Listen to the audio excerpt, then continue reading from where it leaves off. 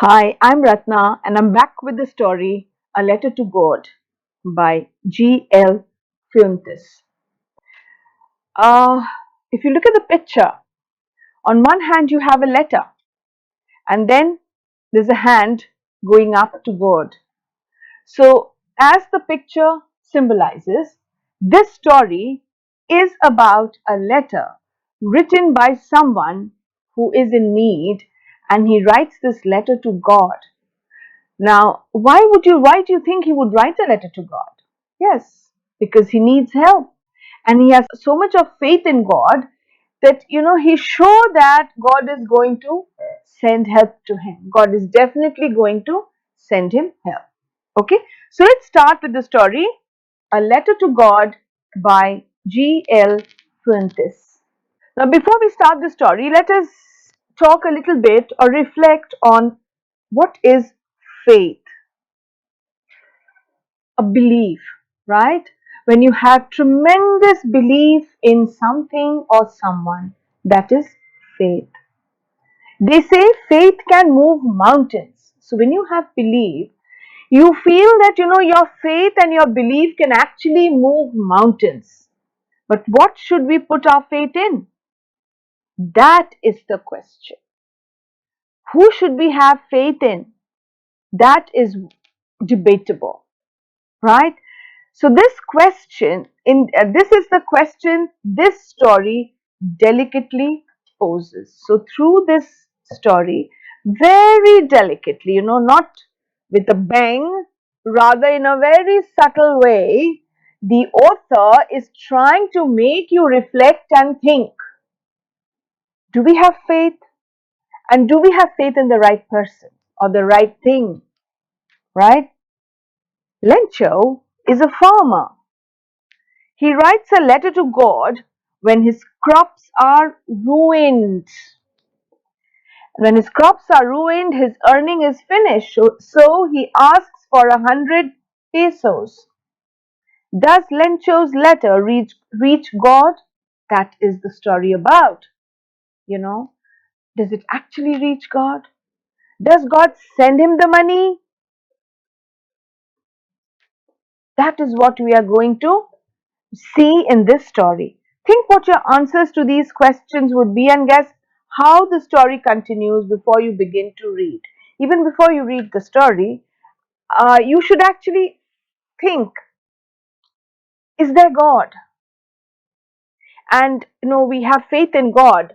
Does God answer our prayers? Uh, sometimes when we ask God for something, is it given to us? And if that thing is physical, it has a form, does God give it to us? Maybe not, right? And yet man has faith because probably from God he receives tremendous moral support, tremendous confidence in his abilities, right? So we shall think about all this as we do the story, A Letter to God. Now, subscribe to Bright Tutee course at rupees 1 per day only. Download Bright Tutee app from Play Store and get the online courses prepared by competent and experienced teachers for different education boards of classes 6 to 10. Bright Tutee courses are available for the subjects of Math, Science, Social Science, English and Hindi in English and Hindi medium. Bright Tutee follows three-step approach, that is learning, assessment and exam preparation. In learning, topic-wise video lectures with explanation of concepts and discussion of textbook examples and questions are available with the solutions. In assessment, topic-wise online MCQ test, practice assignments and chapter-wise question bank are available with the solutions. In exam preparation, previous year's question papers, sample papers, and model test papers are available with the solutions. Sign up today on Bright Tutee and avail your courses at affordable prices. Now, one of the cheapest ways to send money to someone is through the post office. These days, we just do an online transaction. Put in your account number, put in the account number of the person you want to send money to, and with one click, the money goes, right? But probably when this story was written, in those days, they didn't have computer that was so sophisticated to do all this. So they used to send money orders through the post office, right? Have you ever sent or received money in this way? Maybe not. But if you go home and ask your parents, they would surely tell you that, when they were little, when they were young, they must have seen money orders, money coming to their homes or going away from their homes through the post office. Here's what you have to do. But then, even though we don't have so much of post office money orders these days, it's always nice to be aware of things and, keep ourselves abreast. We should know, right? So, in this story, the activity here given in your story is that you should actually find out about a money order. What does the form look like? How do you fill the form, etc.? As you read the instructions, discuss with your teacher in class the meanings of these words: counter, counter clerk, appropriate, acknowledgement, counterfoil, record. So when you go to the post office, you go to the counter and you go to the counter clerk who deals with, money transactions. He's the appropriate person to go to. And then you put the money and he makes you fill a form. Now once you fill the form, he takes the form, takes the money from you and gives you a counterfoil. Basically a set of a receipt stating that you have given that money to the post office and that is for your record. Consult a dictionary if necessary. Are there words corresponding to these English words in your language? Do you have words like this in various languages that you speak in India? Mostly you get to hear the English version of it, right? Okay.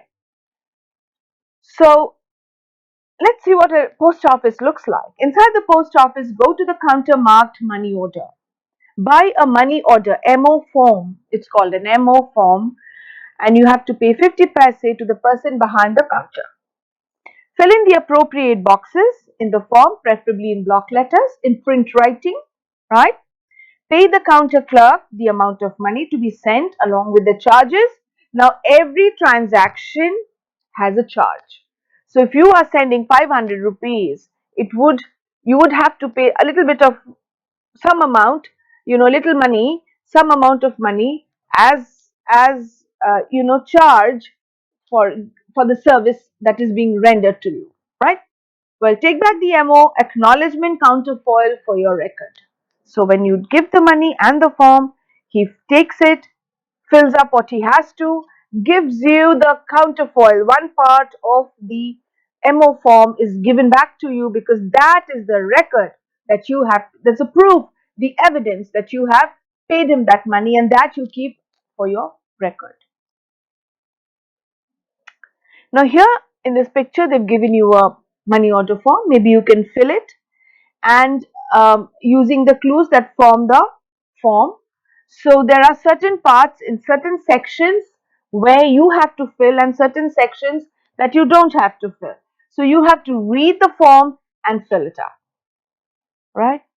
Think about who you will send the money to. Who would you send it to?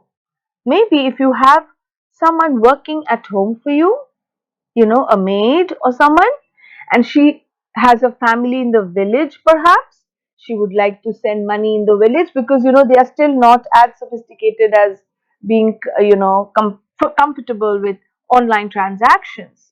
So maybe if they're in the village, they would still depend on money orders. So maybe you can help your maid do it. You might want to send money for a magazine subscription also. There used to be a particular magazine, I don't know, it's still there, I know, called Reader's Digest. And when I was little and I used to take a yearly subscription, I had to fill in the form and send the required money and they would send me the magazine for the entire year, right? You may fill out the form with yourself as sender and your partner as a receiver.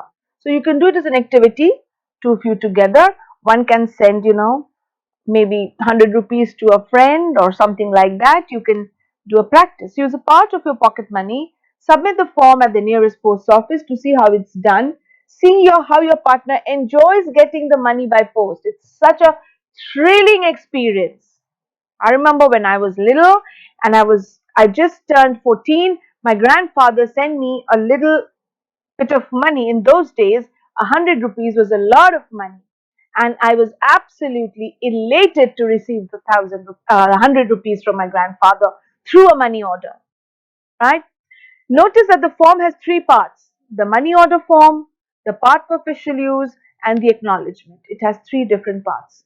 So what would you write in the space for communication? There's one little blank space given where you can communicate your feelings. For instance, in that, like I told you about the money order that I had received from my grandfather, and he wrote, "Happy birthday to my darling granddaughter," you know, to the best lady in the world. Something nice like that. So if you are sending money, say your maid wants to send money to her dad, she could write that, "Dear father, please accept this little token of my love and gratitude for all that you have done for me. I am happy where I am and I hope you are too," or something like that. Right? Okay.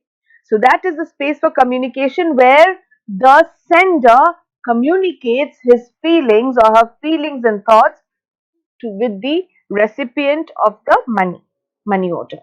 Now complete the following statements. In addition to the sender, the form has to be signed by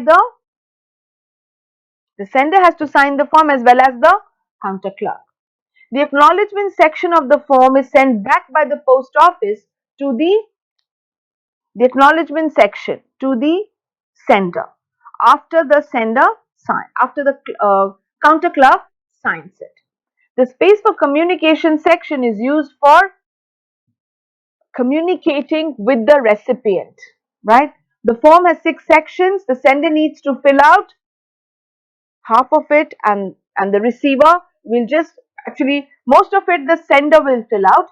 Just the last bit the receiver will fill out, saying he has received the money order with his signature, right? So that is the activity that we do so that we know how money is sent. It is not very easy to send money. Now here we'll be talking about someone who is asking God to send the money. So how is God going to send the money? Through money order? Let's see how God does it. The house, the only one in the entire valley, sat on the crest of a low hill. So it was at a higher altitude as compared to the others, and it was the only one in the entire valley. From this height, one could see the river and the field of ripe corn dotted with the flowers that always promised a good harvest. So you have the house on a crest, and from there you can see the fields. It is a farmer's house and you can see the fields. And what is the farmer growing in his field? Corn. And it is a good harvest because he can see the flowers. The crops are in bloom. So more the flowers, the better the harvest. The only thing the earth needed was a downpour. It needed some rain, or at least a shower, either heavy rain or at least some rain. Throughout the morning, Lencho, who knew his fields intimately, very deeply, very well, had done nothing else but see the sky towards the northeast. So, what had Lencho been doing? Lencho was looking at his fields. He knew his fields very well, and he knew his fields needed water. So he kept looking at the sky for some rain. He was hoping that it would rain. Now we're really going to get some water, woman, when he probably saw clouds. The woman who was preparing a supper replied, "God willing." So who's the woman? Lencho's wife, right? The farmer's wife. And what was she doing? She was preparing dinner. Now, subscribe to Bright Tutee course at rupees 1 per day only. Download Bright Tutee app from Play Store and get the online courses prepared by competent and experienced teachers for different education boards of classes 6 to 10. Bright Tutee courses are available for the subjects of Math, Science, Social Science, English and Hindi in English and Hindi medium. Bright Tutee follows three-step approach, that is learning, assessment and exam preparation. In learning, topic-wise video lectures with explanation of concepts and discussion of textbook examples and questions are available with the solutions. In assessment, topic-wise online MCQ test, practice assignments and chapter-wise question bank are available with the solutions. In exam preparation, previous year's question papers, sample papers and model test papers are available with the solutions. Sign up today on Bright Tutee and avail your courses at affordable prices.